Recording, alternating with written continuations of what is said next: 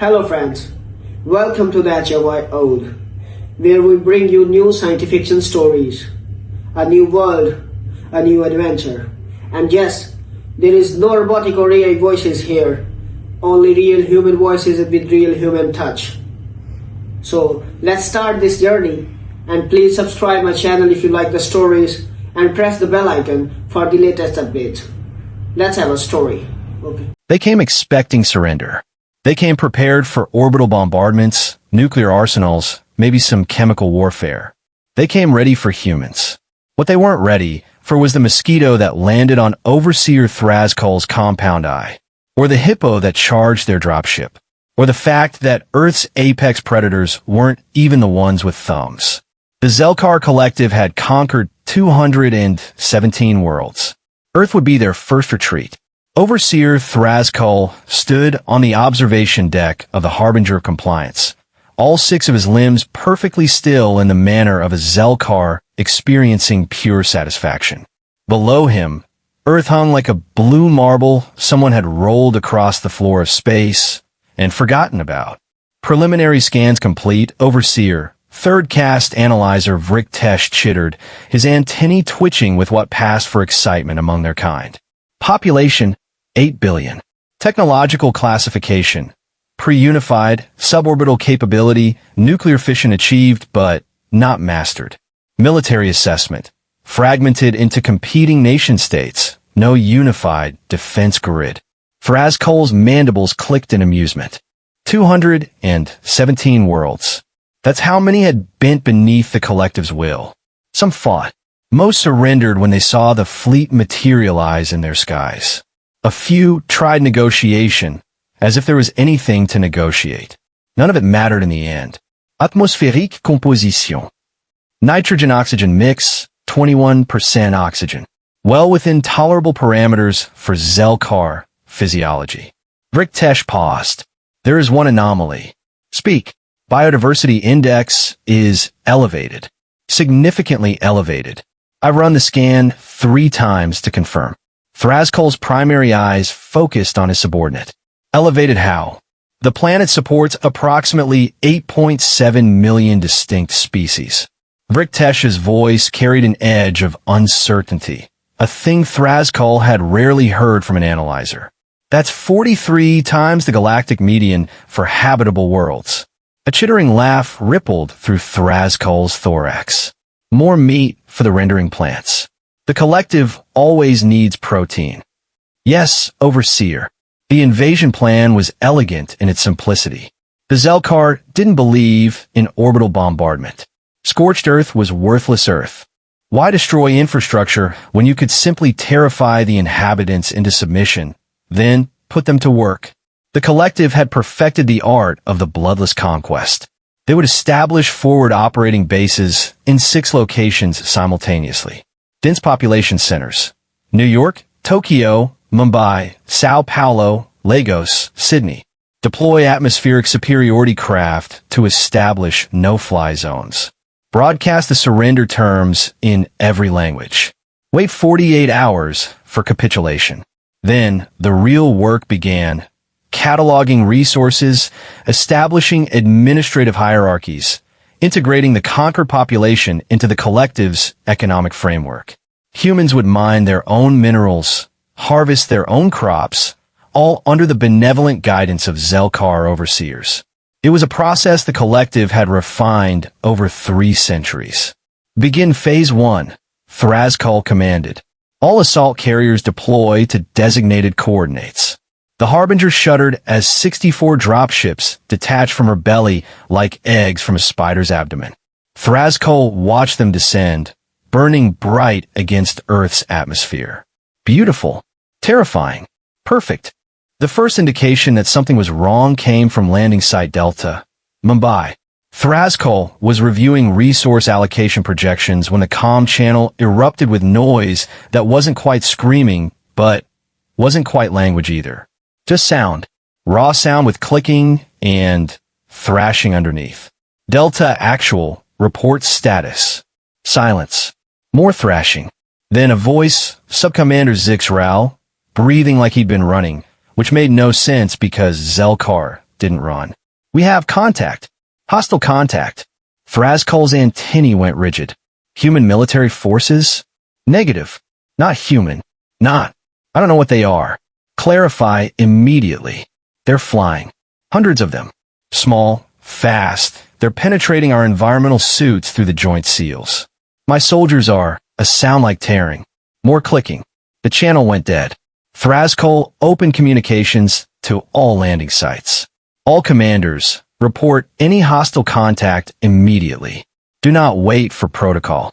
Landing site Epsilon, Sydney, responded first. Epsilon actual, confirming contact. Something in the water. We established the perimeter on the beach as planned, and something in the water grabbed Private Zelmoth. Just grabbed him. He's gone. We're relocating inland. Describe the hostile. I didn't see it clearly. Large. Blue. Tentacles, I think. Maybe? It was fast. Landing site Beta, Tokyo, chimed in. Bitaktwad. We're being observed. Observed by what? Birds. Hundreds of birds. They're just sitting there. Watching us. They haven't attacked, but they're everywhere. On buildings, power lines, trees. Just watching. Thraskull felt something unfamiliar crawl through his nervous system. Not fear. Zelkar didn't experience fear. Concern, perhaps. Tactical recalibration. Landing site Gamma, Lagos report. Static crackled. Then a voice, Subcommander Pelkareth, but wrong. High-pitched. Panicked. We can't establish the perimeter. They're too fast. We can't. A sound like thunder. Screaming. Actual screaming. It's charging again. Open fire. Open fire. The channel dissolved into weapons fire and something else. Something that sounded like a freight train crossed with a chainsaw crossed with God's own lawnmower. Gamma actual, what is attacking you? When Pelkareth responded, his voice was barely a whisper. It's gray. For legs. Big ears. Tusks.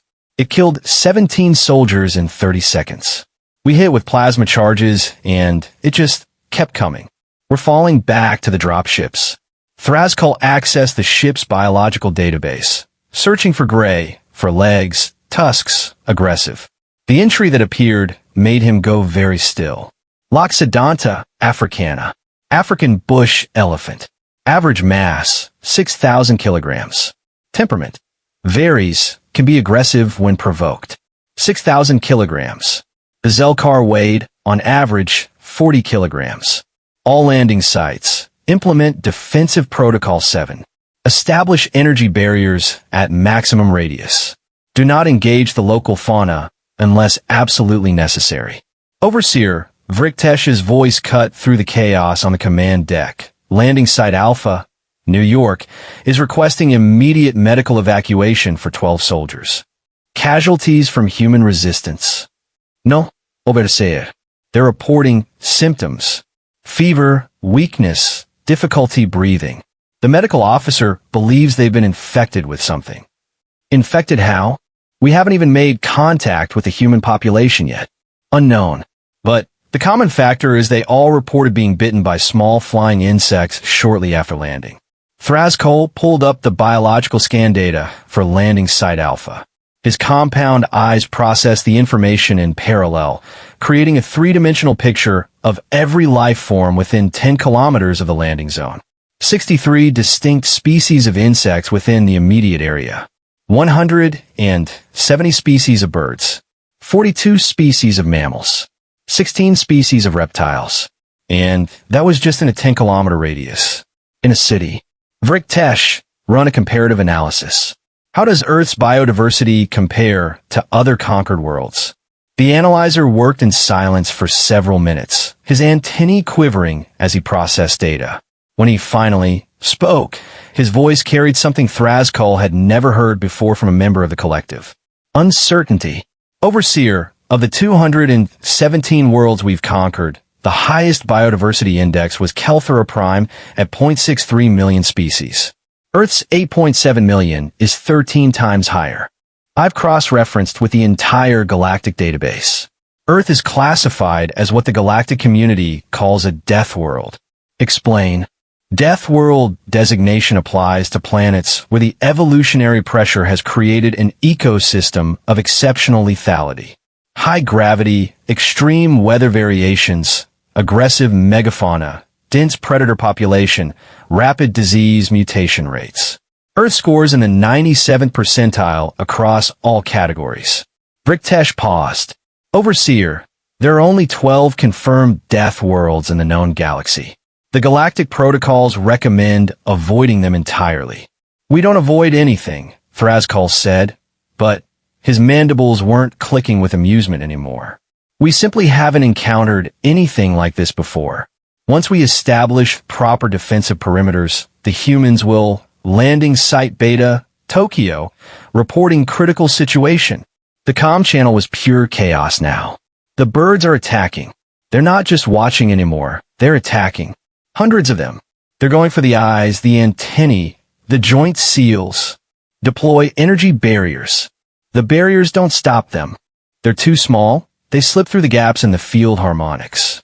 Thrascall watched through the orbital cameras as landing site Beta descended into pandemonium.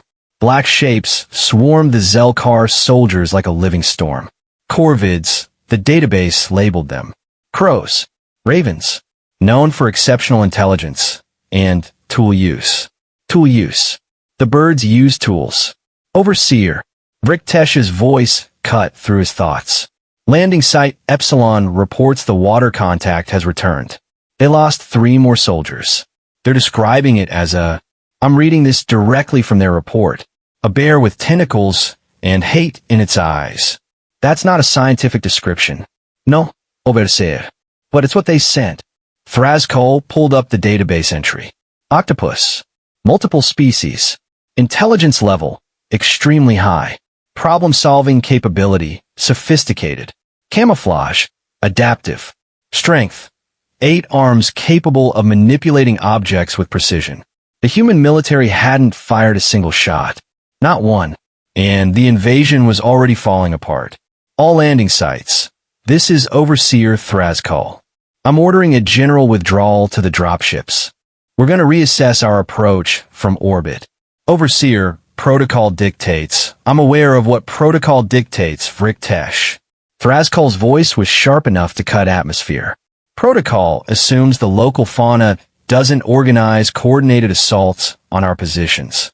The comm channels lit up with acknowledgments, but they were coming in ragged, broken. Landing site Delta, Mumbai, reported they'd lost contact with an entire platoon that had ventured into a wooded area pursuing what they thought was a retreating human scout. The last transmission was someone screaming about wasps. Just wasps. Nothing else. Then silence. Landing site Gamma, Lagos, was in full retreat. The elephant had been joined by friends. Plural. 5 of them now, working together, using their trunks to throw debris at the Zelkar defensive positions with terrifying accuracy. They're using tools, Pelkareth was saying, his voice absolutely flat with disbelief. The elephants are using tools. They're picking up rocks and throwing them at us.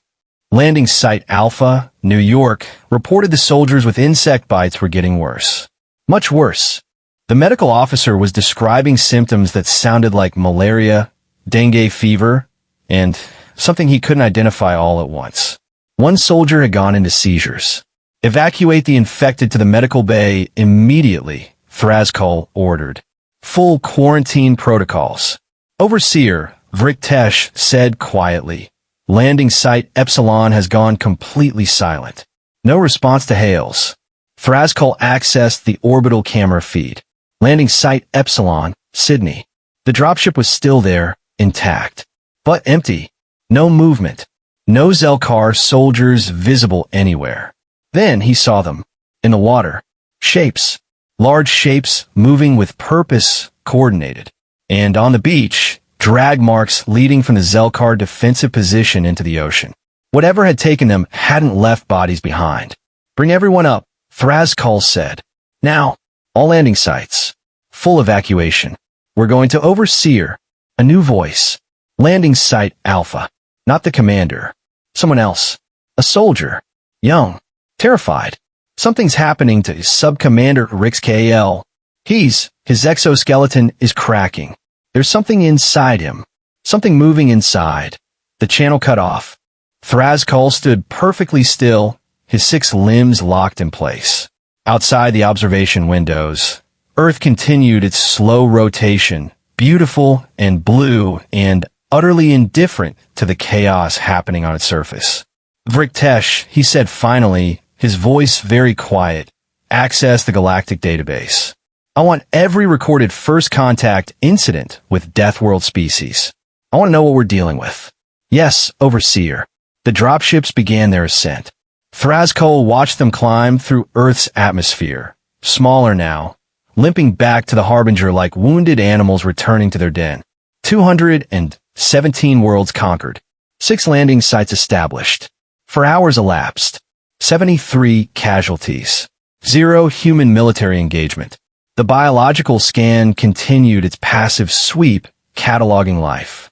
Birds, mammals, insects, fish, reptiles, amphibians, arachnids. The list went on, and on, and on. Somewhere in North America, the scan detected a grizzly bear.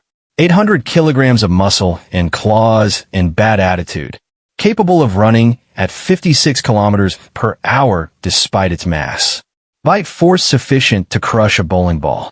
In Australia, a cassowary. Labeled by the database as the world's most dangerous bird. Talons like daggers. Temperament. Aggressive. Known to kill humans. In South America, a jaguar. Bite force exceeding any other big cat relative to size. Capable of crushing turtle shells and crocodile skulls. In Africa, a hippo. 3,000 kilograms. Responsible for more human deaths annually than any other large animal in Africa. Territorial. Aggressive. Faster than it had any right to be. In the ocean, a great white shark. 5 meters long. 300 teeth arranged in rows. Bite force of 18,000 newtons. Also in the ocean, a box jellyfish. Nearly invisible. Venom capable of killing a human in minutes. No brain, just nerve clusters and instinct and death. On every continent, in every ecosystem, the database populated with entry after entry after entry. Each one a different way to die. Vriktesh, Thrascol, said, how many species on Earth are classified as potentially lethal to Zelkar physiology? The analyzer worked in silence. When he answered, his voice was barely audible. Approximately 200,000, Overseer. And that's only counting the documented species. The humans have only cataloged roughly 14% of the planet's total biodiversity. Thrascol's antennae drooped. So we don't even know what most of them are. No, Overseer. We don't. The last dropship docked with a clang that echoed through the Harbinger's hull. Thrascol accessed the casualty reports as they streamed in. 73 soldiers. Dead, missing, or critically injured. Not from humans. From Earth. Overseer, Vriktesh's voice was soft. The Galactic protocols for Death Worlds recommend a minimum observation period of 10 standard years before attempting any kind of landing. The mortality rate for unprepared first contact with Death World fauna averages 87%. How long have humans been on this planet? Vriktesh pulled up the data. Homo sapiens evolved approximately 300,000 Earth years ago. 300,000 years. Thrascol looked at Earth, hanging there in the black, beautiful and terrible and humming with life that didn't care about invasion forces or galactic collectives or anything except eating and being eaten and surviving one more day. What kind of species, he said slowly, evolves in that? Vriktesh didn't answer. He didn't need to. Below them, on Earth's surface, in a forest somewhere in the Pacific Northwest, a mosquito landed on a leaf and did absolutely nothing of consequence. Somewhere in the Arctic, a polar bear caught a seal. In the Amazon, an anaconda coiled around a capybara.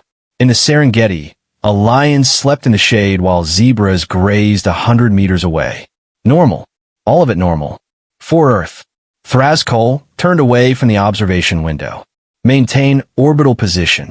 No further landing attempts until we've completed a full threat assessment. And send a priority message to the collective command. What should it say, Overseer? Thrascol's mandibles clicked, but there was no amusement in the sound now. Only something that might have been respect. Might have been fear. Tell them Earth is currently under observation. Tell them the humans are not the primary obstacle to conquest. He paused. Tell them everything else on this planet wants us dead, and it's very good at making that happen. And the invasion timeline? Thrascol looked at the casualty reports again. 73 soldiers. For hours. Postponed indefinitely.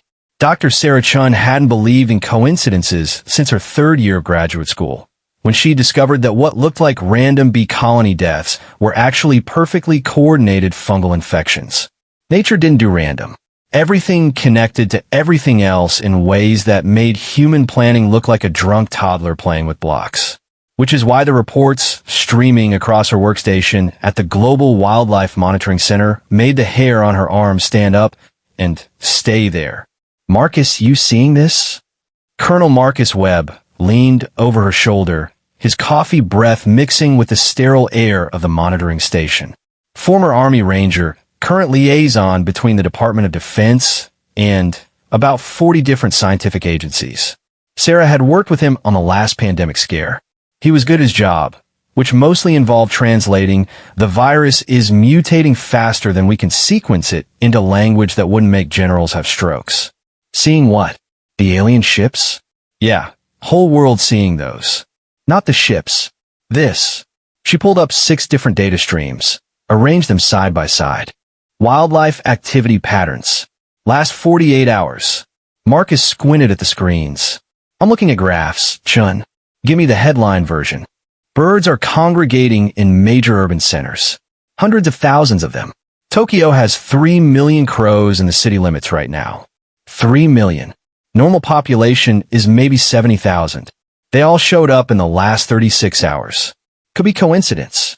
Mumbai reports elephant migration patterns that make zero ecological sense. Herds are moving toward the city, not away from it. And before you say it, no, elephants don't migrate toward loud noises and lights and massive alien spacecraft. They run from that stuff. Marcus was paying attention now. She could see in the way he'd gone very still, the way his eyes were moving across the data faster. What else? Ocean predators moving into shallow water near population centers. Sydney Harbor has a pod of orcas that shouldn't be there. Grete Viches off São Paulo. Box jellyfish bloom in Lagos. Sarah pulled up another screen. And the insects. Marcus, the insects are going insane. Mosquito activity up 300%. Wasp nests appearing in urban areas. Fire ants. Bullet ants. Army ants. All moving. Moving where? Sarah pointed at the map. 6 red dots marking the locations where the alien ships had briefly landed. There. Marcus was quiet for a long moment. That's not possible. And yet, animals don't coordinate across species like that. They don't have communication networks or command structures, or they don't need command structures. Sarah pulled up her dissertation research, the one that had earned her the job here. They have something better. Symbiotic relationships. Mutualism. Ecosystem defense mechanisms. Look, when one acacia tree gets attacked by insects, it releases chemical signals. Other acacia trees detect those signals and start producing toxins. Trees talking to trees. No brains required. These things aren't trees. No, but the principle's the same. Something landed on Earth. Something that doesn't belong here. And Earth noticed. Marcus stared at the screens. You're saying the planet is defending itself. I'm saying we might not be the apex species we think we are. Overseer Thrascol hadn't slept in 60 hours. Zelkar could function for extended periods without rest, but clarity suffered. His thoughts felt fuzzy, disconnected, like trying to see through water that wouldn't stop moving. The medical bay was full. 27 soldiers infected with what the human database called malaria. 15 more with some kind of parasitic infection from contaminated water. 6 dead from anaphylactic shock after insect stings triggered allergic reactions they didn't know their biochemistry was capable of having. And then there was Rix KL, Subcommander Rix KL, who'd been perfectly healthy 48 hours ago, who'd led the initial landing at New York with textbook precision, who was now strapped to a medical table while something moved under his exoskeleton. Explain it to me again, Thraskull said to medical officer Zelpith. Zelpith's antennae quivered. A wasp laid eggs inside him. While he was planetside, the eggs hatched. The larvae are currently consuming his internal organs while keeping him alive. It's called parasitic reproduction. It's common on Earth. Common. There are over 100,000 species of parasitic wasps on that planet, Overseer. This particular variety injects its eggs into living hosts. The larvae develop inside, feeding on non-vital organs first to keep the host alive as long as possible. When they're ready, they eat their way out. Thraskull looked at Rixgal. The sub-commander was conscious, aware. His eyes tracked movement. He was trying to speak, but nothing came out except clicking sounds that made Thraskull's thorax hurt. Can you save him? No, Overseer. Why not? Because removing the larvae would require removing approximately 40% of his remaining functional organs. He's already lost his primary digestive tract and both auxiliary processing nodes. Zelpith paused. The larvae knew exactly what to eat first. The larvae knew. Evolutionary optimization, Overseer. This particular wasp species has been refining its reproductive strategy for millions of years. It's very good at what it does. Thraskull felt something cold move through him. How long? 3 hours. Maybe 4. Then they'll emerge. Rixgal's eyes found Thraskull's. There was a question in them. A plea. Make it quick, Thraskull said softly. Zelpith administered the injection. Rixgal's eyes went dark. The clicking stopped. One more casualty for the report. The collective command's response arrived 72 hours after Thraskull's initial message. It was not encouraging. Overseer Thraskull, your report has been reviewed by the Strategic Planning Committee. Your request to postpone the Earth invasion is denied. The collective has invested significant resources in this operation. Adapt your tactics and complete the mission. Intelligence suggests the humans remain unaware of our difficulties. Maintain this advantage. Command expects weekly progress reports. End transmission. Thraskull read it 3 times. Adapt your tactics. As if tactics were the problem. As if better planning could somehow make wasps less wasp-like, or elephants less elephant-like, or the entire biosphere less interested in killing everything that wasn't already part of it. Options, he said to the assembled officers in the command chamber. We could attempt orbital bombardment, offered tactical coordinator Vexlin, sterilize the surface before landing, which defeats the purpose of conquest. Collective command wants resources, not radioactive debris. Targeted elimination of hostile fauna, suggested another officer. Deploy hunter-killer drones. Remove the threats before establishing ground positions. Vriktesh pulled up the numbers before Thraskull could ask. Current estimate of species posing direct threat to Zelkar forces. 200,000 documented, approximately 1 million when including undiscovered species. Rate of elimination using current drone capacity. 200 species per day. Estimated time to completion, 13.7 years. Silence filled the chamber. The humans managed it, Vexlin said finally. They conquered this planet. If they can do it, so can we. The humans didn't conquer it, Thraskull said. They evolved here. They adapted to it over hundreds of thousands of years. They aren't foreign invaders. They're part of the system. Then, we make ourselves part of the system. How? Nobody had an answer for that. Sarah Chun found the pattern on the 4th day. It was subtle, buried in migration data and behavioral algorithms, but it was there, clear as bone breaking. They're avoiding the ships, she told Marcus. What? The wildlife. Look at the movement patterns. They're not just congregating near the alien landing sites. They're surrounding them. Containment behavior. Like white blood cells around an infection. Marcus studied the data. That's insane. That's biology. The planet has an immune system. We just never thought about it in those terms before. Planets don't have immune systems. Don't they? Think about it. What happens when a foreign species gets introduced to an ecosystem? The native species either adapt or they eliminate the threat. Australia with the cane toads. The American chestnut blight. Every invasive species event in history. The ecosystem fights back. But those take years, decades, because those invasive species belong to Earth. They had evolutionary history here. The aliens don't. They're completely foreign. The immune response is faster. Marcus was quiet for a long time. What are you saying, Chun? I'm saying we might not need to fight them. Earth is already doing it for us. Thraskull made the decision on the 6th day. They would try again. Smaller force, better preparation, different location. Somewhere remote, low population, minimal wildlife presence. They chose Antarctica. The thinking was sound. Humans maintained research stations there, so it was clearly survivable. The wildlife database showed minimal biodiversity. Penguins, seals, a few species of seabirds. Nothing like the nightmare ecosystems of the temperate and tropical zones. They could establish a base, study the environment, develop proper countermeasures.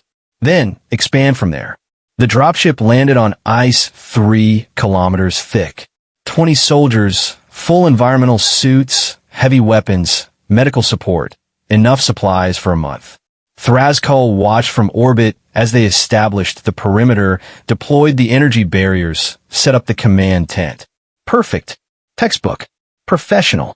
The leopard seal came out of the water like a missile made of teeth and malice. Zelkar, soldiers scattered. Weapons fire lit up the Antarctic twilight. The seal ignored it, moving with impossible speed across ice that should have slowed it down, targeting the soldiers with precision that suggested intelligence beyond what the database indicated. Another seal emerged. Then another. Fall back to the dropship. The commander's voice was steady, professional. Maintained fire discipline. Target the killer whale beached itself. Just drove straight up onto the ice. 3 meters of orca sliding across the frozen surface. Jaws open, aiming for the dropship. Thraskull watched in horror as his soldiers scrambled aboard, weapons firing uselessly against blubber, and muscle evolved to handle the coldest waters on Earth. The dropship lifted off with half its complement still outside. Those soldiers didn't last long. Bring them back, Thraskull said quietly. The dropship returned to orbit. 7 soldiers instead of 20. One of them was missing an arm. Another was in shock, just repeating it was smiling over and over in a voice that suggested he'd never stop. Overseer Vriktesh said, I've been analyzing the wildlife response patterns. I think Dr. Chun was right. Who? Dr. Sarah Chun. Human. Wildlife biologist with the Global Wildlife Monitoring Center. She published a paper 6 hours ago, theorizing that Earth's biosphere is exhibiting coordinated defensive behavior in response to our presence. Thraskull felt very tired. The planet is fighting us. Not the planet, Overseer. The ecosystem. Every species that belongs here recognizes that we don't. And they're all treating us the same way biological systems treat infections. We're not an infection. To Earth? Yes, Overseer. We absolutely are. On the 8th day, Sarah Chun gave a press conference that went viral in 17 minutes. The alien ships are not attacking, she said, standing in front of a map showing wildlife movement patterns. They're being attacked. By Earth itself. Every ecosystem on the planet is responding to their presence as a threat. Birds, mammals, insects, marine life. Everything. We're not the dominant species here, ladies and gentlemen. We never were. We're just the species that learned to live with all the others. A reporter shouted a question. Are you saying we should just let the wildlife handle this? I'm saying we might not have a choice. I'm saying that humanity survived on this planet not because we conquered it, but because we learned to adapt to it. These visitors haven't learned that yet. Another question. What about the military response? Sarah smiled. It wasn't a nice smile. What military response? The aliens haven't engaged human forces. They can't get past the welcome committee. Thraskull stood at the observation window, watching Earth turn. Beautiful. Deadly. Indifferent. Collective Command is demanding an update, Vriktesh said. Tell them the truth. Tell them we've lost 94 soldiers. Tell them we can't establish a foothold anywhere on the planet. Tell them the humans aren't the threat. They won't accept that. I know. They'll send another fleet. Bigger ships. More soldiers. Thrascol thought about mosquitoes and wasps and elephants and orcus and all the thousands of other species down there living their lives, eating and being eaten and not caring at all about galactic politics or invasion forces or anything except survival. Let them, he said quietly. Let them come. Let them learn what we learned. Which is, Thrascol turned away from the window, that there are 8 billion humans on that planet. 8 billion. And every single one of them survived growing up in that nightmare. Every child that lives to adulthood on Earth has already beaten environmental odds that would kill most galactic species before they learn to walk. He pulled up the human database entries, the ones he'd been studying. Persistence hunting, endurance running, throw accuracy, sweat cooling, omnivorous diet, adaptation to every biome from Arctic to desert to jungle to ocean coast. We've been looking at this wrong, Thrascol said. We thought the humans were the target, but they're not. They're the survivors. They're the ones that made it. Everything else on that planet tried to kill their ancestors for 300,000 years, and they're still here. So what do? Thrascol looked at the casualty reports. 94 soldiers. 8 days. We leave, he said, before we lose anyone else. Before we learn what happens when the humans decide to join the fight. But even as he gave the order to prepare for departure, he knew Collective Command wouldn't accept it. They'd send reinforcements. They'd demand results. And somewhere down there on that beautiful blue planet full of things that wanted him dead, the humans were watching and learning, and if Dr. Chen's data was right, starting to understand just how unusual their home really was. The orca that had beached itself had been smiling. Thrascol was sure of it now. The planet was smiling too. The reinforcement fleet arrived on the 14th day. 16 ships. 4,000 soldiers. Fleet Commander Krozeth, who'd personally overseen the conquest of 47 worlds and had never retreated from anything. Thrascol met him in the docking bay of the Harbinger, all 6 limbs arranged in the posture of formal deference. Krozeth was larger than most Zelkar, his exoskeleton darkened with age and battle scars. His antennae were cropped short in the old military fashion. Ubashir Traskud. The fleet commander's voice carried the kind of authority that made junior officers stand straighter without meaning to. Your reports were concerning. They were accurate, fleet commander. We'll see. Krozeth moved past him toward the observation deck. I've reviewed your tactical assessments. Your mistake was treating this as a standard invasion. You approached it with caution. Deference to local conditions. That's not how the collective conquers worlds. With respect, Fleet Commander, the local conditions include, I don't care about local conditions. Krozeth's mandibles clicked dismissively. I care about results. The humans have had 2 weeks to observe our presence without consequence. That ends now. We're going to demonstrate overwhelming force. Establish air supremacy. Deploy ground forces in sufficient numbers to secure the primary population centers simultaneously. The wildlife will scatter. Animals always do. Thrascol felt something cold settle in his thorax. Fleet Commander, the wildlife doesn't scatter. That's what I've been trying to communicate. It aggregates. It coordinates. It's animals overseer. We have plasma weapons and orbital support, and for 1,000 soldiers who've conquered worlds you've never heard of. Krozeth pulled up a tactical display. We're landing in 12 hours. New York, Tokyo, Mumbai, Sao Paulo, Lagos, Sydney, London, Beijing, Moscow, Seoul, Cairo, Mexico City. 12 cities. Simultaneous deployment. The humans will see our ships in their skies, see our soldiers in their streets, and they'll surrender. They always do. And if they don't, Krozeth's eyes gleamed. Then, we make examples. Sarah Chun got the alert at 3 in the morning. More ships. Lots more ships. She was at the monitoring center in 20 minutes. Marcus already there. Both of them staring at screens, showing thermal signatures descending through Earth's atmosphere like falling stars. 12 landing sites, Marcus said. Major cities. They're not being subtle anymore. Sarah pulled up the wildlife tracking data. The patterns were already changing.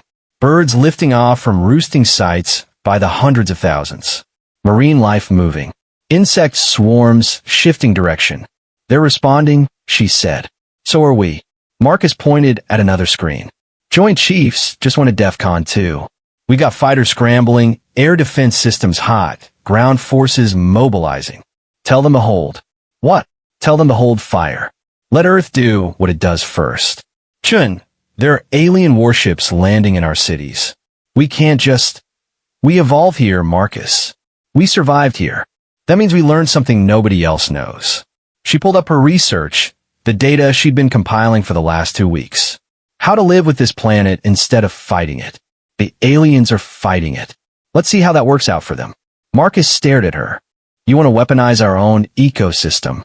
I want to let our ecosystem do what it's already trying to do. We just need to help it along. That's insane.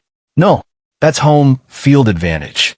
Krozeth led the landing at New York himself. 400 soldiers, 30 atmospheric craft, enough firepower to level a city block. They came down in Central Park at dawn, the rising sun painting their ships in shades of gold and bronze. Impressive. Terrifying. Perfect. The first problem was the trees. Central Park had approximately 20,000 trees. Oak, elm, maple, cherry, dozens of species. They'd stood there for decades, centuries, some of them, growing slowly in the urban environment, adapting to pollution and human activity and the endless noise of the city.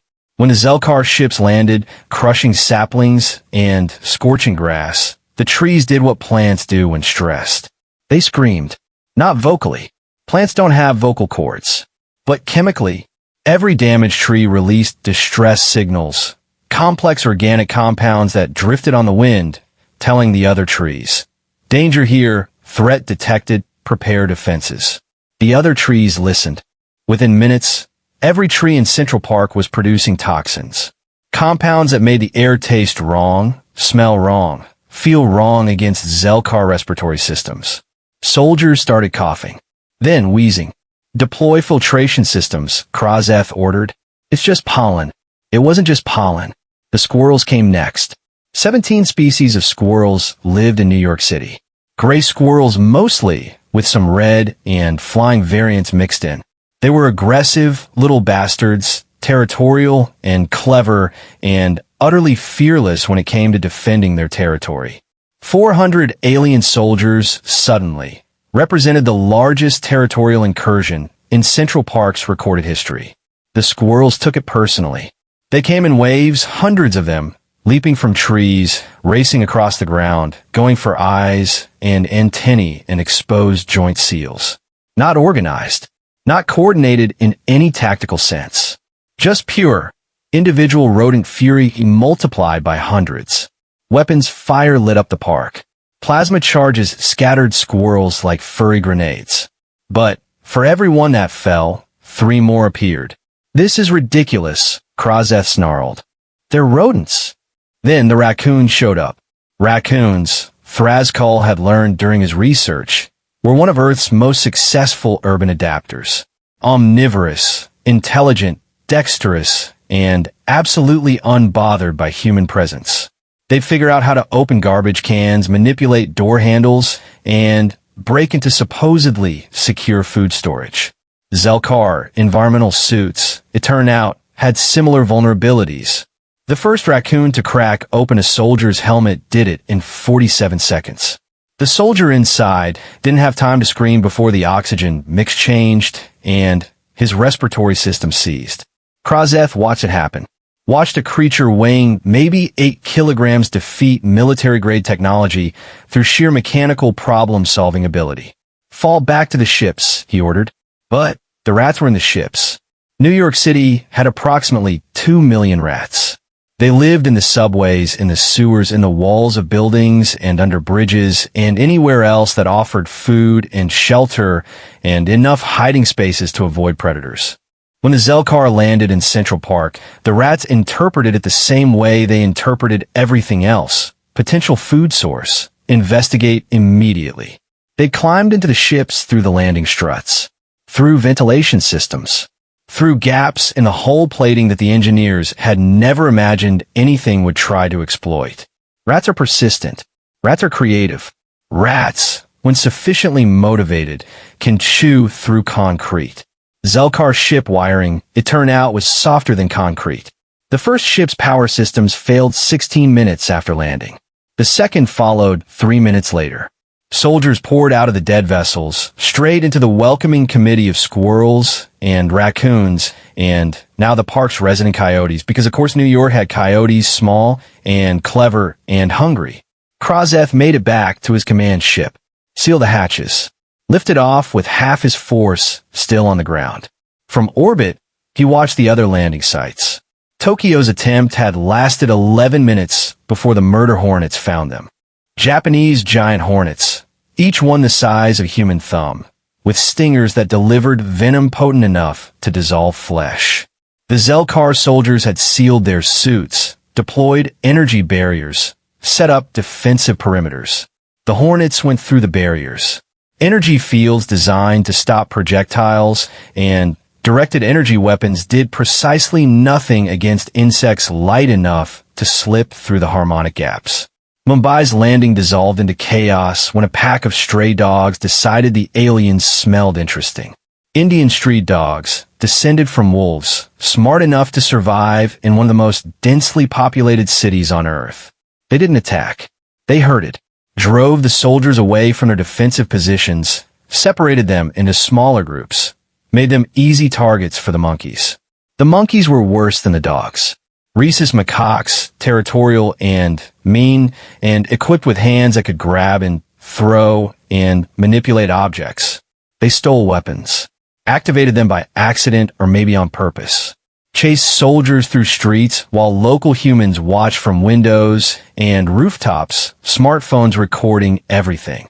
Lagos's forces encountered the ants. Driver ants, army ants, hundreds of thousands of them, moving in coordinated columns, responding to pheromone signals, working together in ways that made individual intelligence irrelevant. They climbed into boots under armor through seals. They bit. They stung. They swarmed. Krozeth watched his forces collapse across 12 cities. Watched wildlife he dismissed as irrelevant tear through military formations that had conquered worlds. Watched the humans start to understand what was happening. And then the humans joined in. Sarah Chen's broadcast went live at noon Eastern Time. Every major network carried it. Every social media platform.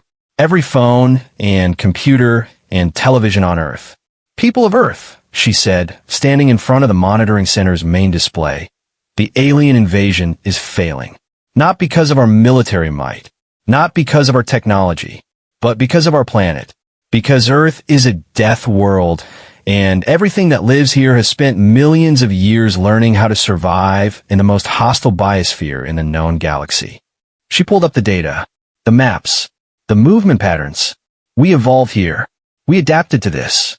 Every human being alive today is the descendant of survivors who outlasted predators and parasites and diseases and every other deadly thing this planet could throw at us. We didn't conquer Earth. We learned to live with it. And that makes us something the aliens aren't prepared for. She smiled. So here's what we're going to do. We're going to help our planet finish what it started. Every beekeeper, open your hives.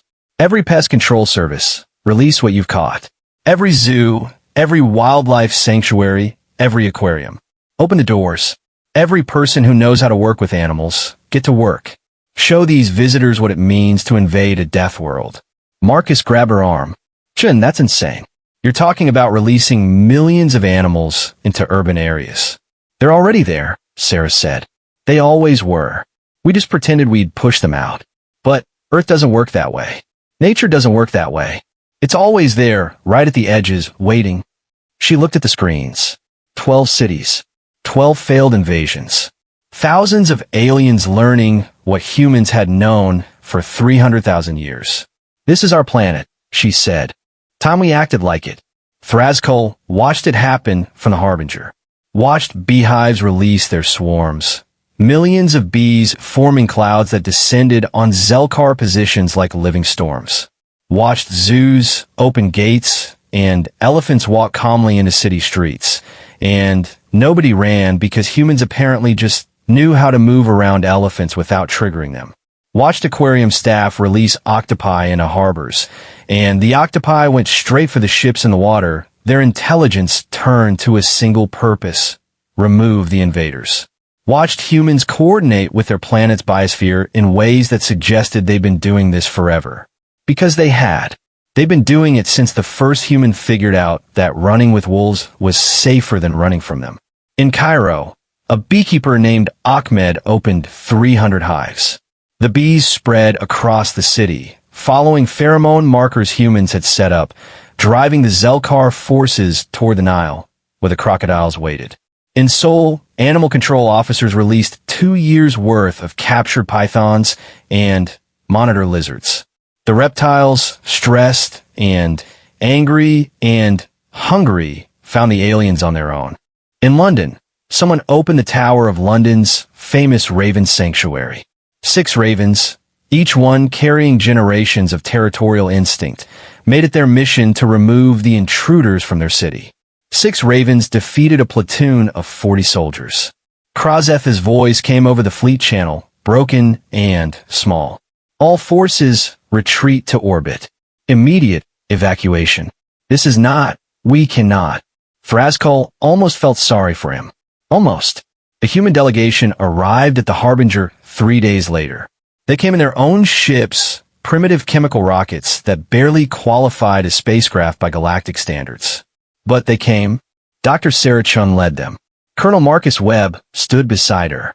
Behind them, a dozen other humans, scientists, and military officers, and one very old woman who'd introduced herself as a grandmother from Mumbai and refused to elaborate. Thraskull met them in the docking bay, formal protocols abandoned. There didn't seem to be a point to them anymore.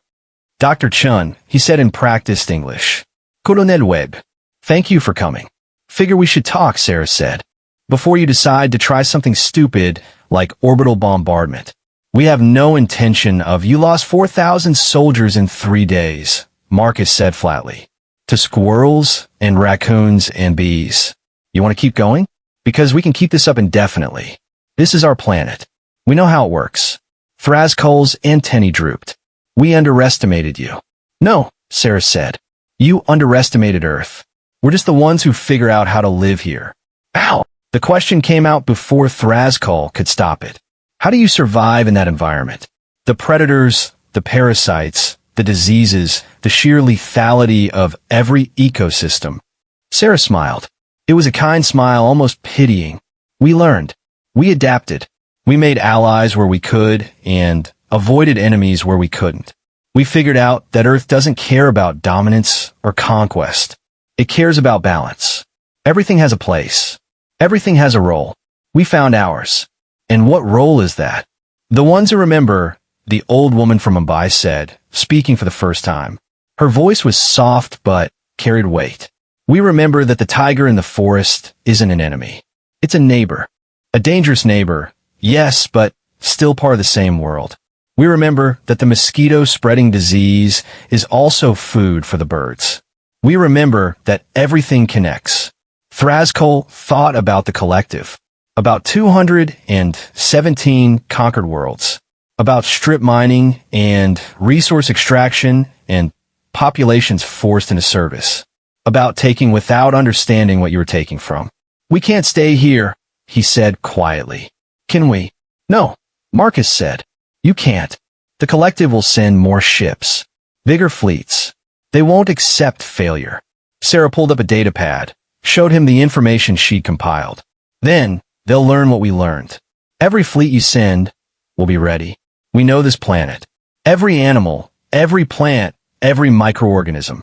We spent 300,000 years cataloging it, surviving it, learning to work with it. You're starting from zero.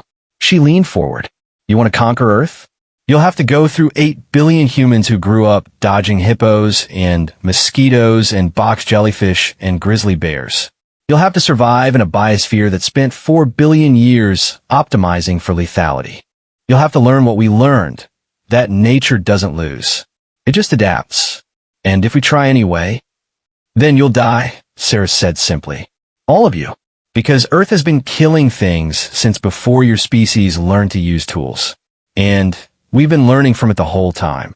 Thrascol looked at these humans. Soft-looking things.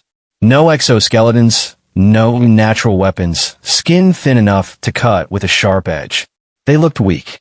They weren't weak. They were apex survivors from a death world that made war zones look like nurseries. I'll recommend to the collective that Earth be designated off-limits, he said finally. A death world under permanent quarantine. No contact, no invasion attempts, no resource extraction. Good call, Marcus said. They might not listen. Then they'll learn. One way or another. Sarah stood, offered her hand in the human gesture of agreement. Go home. Overseer Thrascol. Tell them what you saw here. Tell them there are 8 billion humans on this planet, and every single one of us knows how to survive in hell. Because we were born there. Thrascol took her hand. It was warm, soft. It could probably crush his primary manipulator without much effort, given the grip strength data he'd reviewed. I will tell them, he said. I don't know if they'll believe me. Then, let them come see for themselves. Sarah smiled that kind, pitying smile again. We'll be waiting. We and every other living thing on this planet. The Harbinger left Earth orbit 3 hours later. The entire fleet followed, limping away from the blue planet that hung in space like a jewel no one could touch. Thrascol stood at the observation window one last time, watching Earth shrink in the distance. Vriktesh joined him. Do you think they'll listen? The collective? No, Thrascol said. They'll send another fleet. Maybe 2. Maybe 10. They'll keep sending ships until they accept the truth. Which is... Thrascol thought about Dr. Chun and Colonel Webb and the old woman from Mumbai. Thought about humans who'd learned to live with tigers and crocodiles and bears and sharks. Thought about a species that considered venomous snakes a minor inconvenience and viral pandemics just another Tuesday. That there are some worlds you don't conquer, he said. Some worlds that conquer you just by existing. And Earth is the worst of them, because the humans didn't just survive there. They thrived. They built cities and civilizations and art and music and love right in the middle of the most hostile biosphere in the galaxy. And they did it by learning the one lesson we never did. Which lesson? That you don't fight nature. You become part of it. And if you can't do that, Thrascol watched Earth disappear into the starfield. Then, nature removes you. The same way it's been removing everything that doesn't belong for 4 billion years. Vriktesh was quiet for a long moment. What will you tell the collective command? Thrascol pulled up his report, the one he'd been writing for 3 days. The one he knew they wouldn't believe until they saw it themselves. The truth, he said, that we encountered a death world, that we attempted conquest and were repelled, that the humans are not the threat. The humans are the warning. They're what survives when everything else dies. And any species that can survive on Earth for 300,000 years is not a species you want to fight. He sent the report. Somewhere on Earth, in Mumbai, the old woman was telling her grandchildren about the day the aliens came, and the animals sent them away. In New York, Sarah Chan was back at the monitoring center, watching wildlife patterns return to normal. In Tokyo, bees were returning to their hives. In Lagos, elephants were walking back to the parks. Normal. All of it normal. For Earth. And aboard the Harbinger, Overseer Thrascol of the Zelkar Collective wrote one final note in his personal log, the one no one else would ever read. Today I learned that humans are not the apex predators of their world. They're something worse. They're the species that learn to live with the apex predators.